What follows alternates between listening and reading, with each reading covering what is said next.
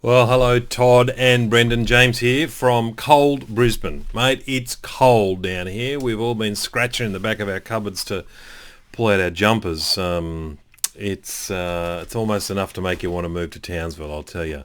Hey, look, I thought I'd put together a brief video for you just about what you're going to step into with the process of trying to hire a salesperson, orientate them, get them up and running and manage them.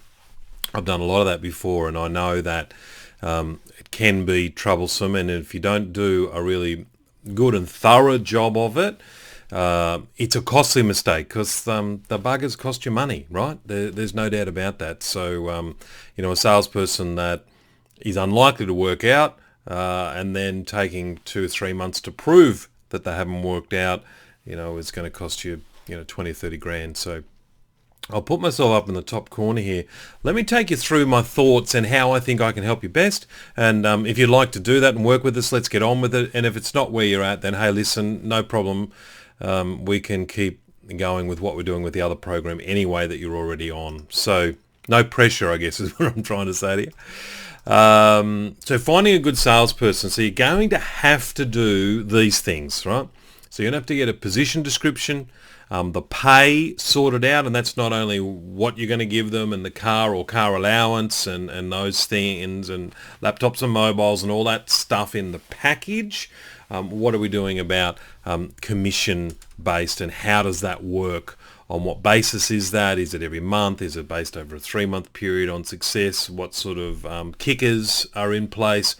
All of those things so that you are rewarding the behavior that you ideally want to reward, and that you've got a salesperson who maintains their hunger and wants to go forward and hasn't got an impossible mountain to climb, but by the same token isn't taking money out of your pocket for nothing. So there's a bit of a fine detail process to work through this so that you are happy as you go forward. There's nothing worse than having a salesperson in your business and you're thinking these lazy so-and-sos are getting money for nothing. So the job ad itself, so when it comes time to advertise, most people advertise like they're advertising for a position in the army, and that's where you market yourself. We got to really put the best foot forward there and have the right personality type say, holy bloody hell, that sounds like a good job, right? And it's vitally important that you appeal to the right personality type, because there are lots of people out there who love working with people, and some of them think they would be okay at sales, and they're not. Right? Great people, but not good salespeople. Shortlisting efficiently. Once you put a job on, they're going to start coming in. They're going to come in from all over the world. You're going to have half the people wanting a green card to get into the country, and you're going to have other people that are locals, other people wanting to move for a sea change, tree change, whatever. You're going to be potentially inundated with applications, many of them which aren't suitable, and it's going to do your head in getting through them. So I'm going to teach you a way to get through that really effectively and efficiently to save you time. A group information night, I think I've mentioned this to you before, but let's get half a dozen or so people that you'd like to know more about, and let's do all of that in one hit. And I've got the ideal process for it, and I can teach it to you and your team of how to do it. So it's literally you two and your other more senior and interested people in your team there that facilitate this night. And it's just the most brilliant way to find people. And actually, it's the start of bringing someone on board ultimately, isn't it? Because out of that group, one person's going to get the job, but they're going to really want that job because of this process. So I teach you how to do that.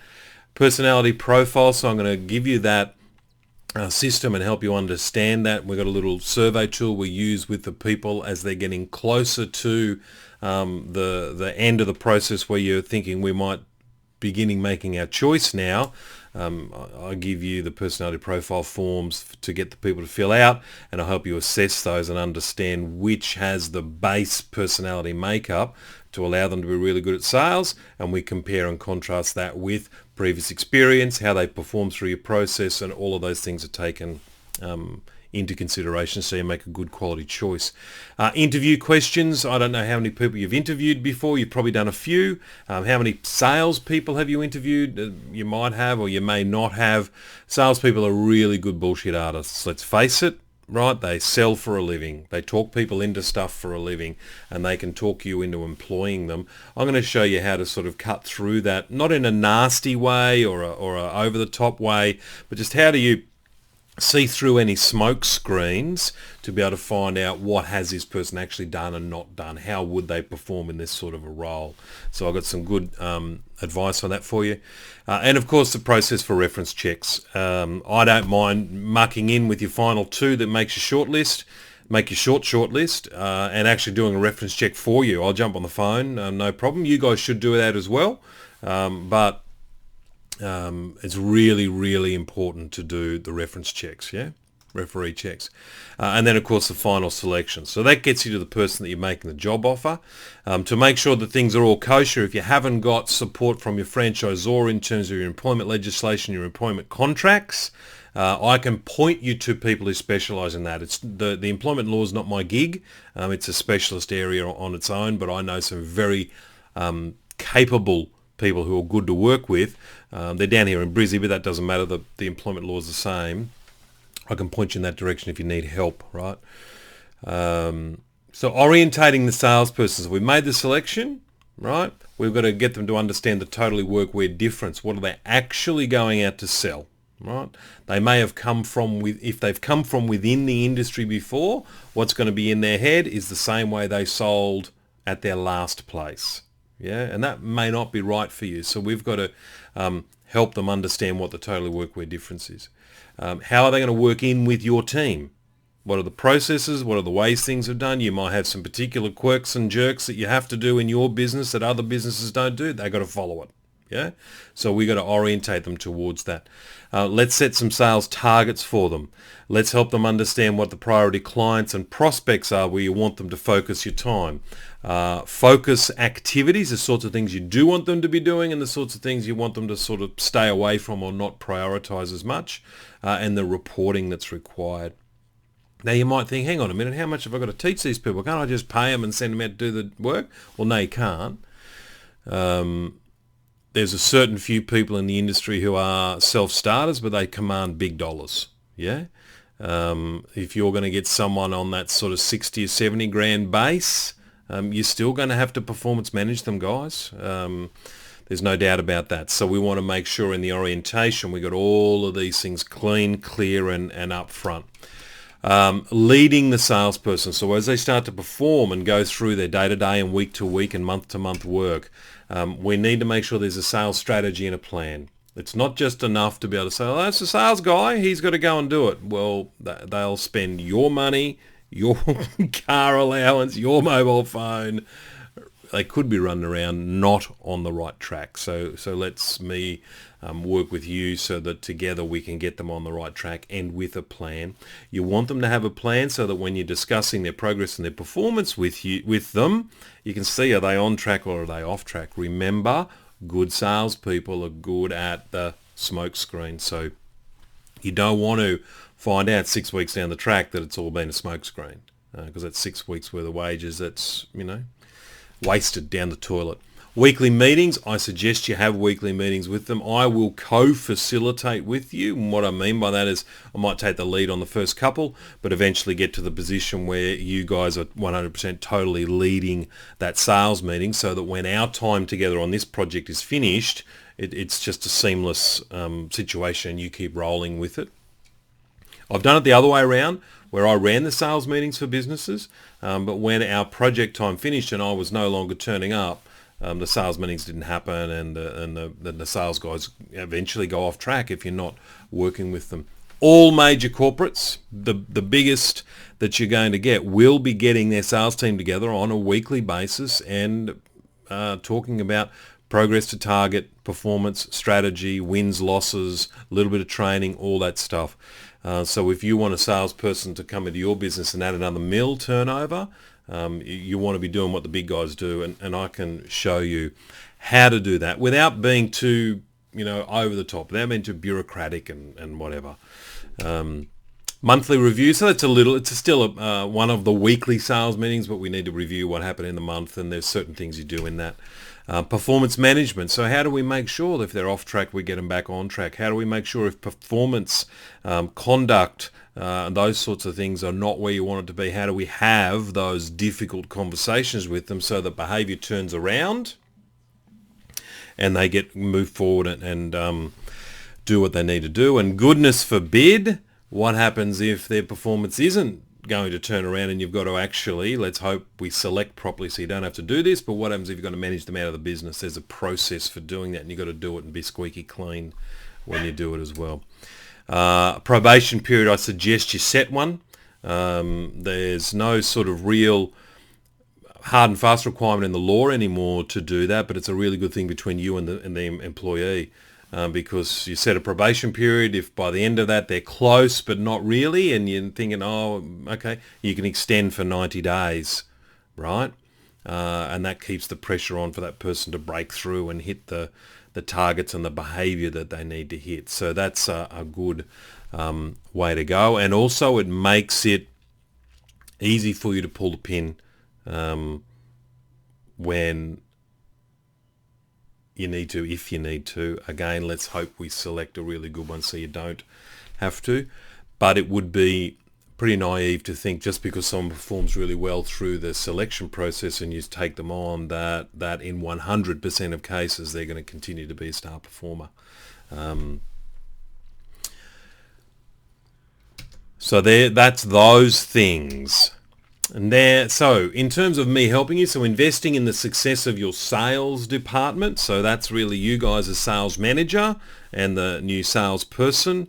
In time to come, you may also have and what we typically call an internal sales, which might be someone inside the business on the phone who's making regular call-throughs to all of those accounts or all of those accounts below your top 100 that your salesperson is busily managing.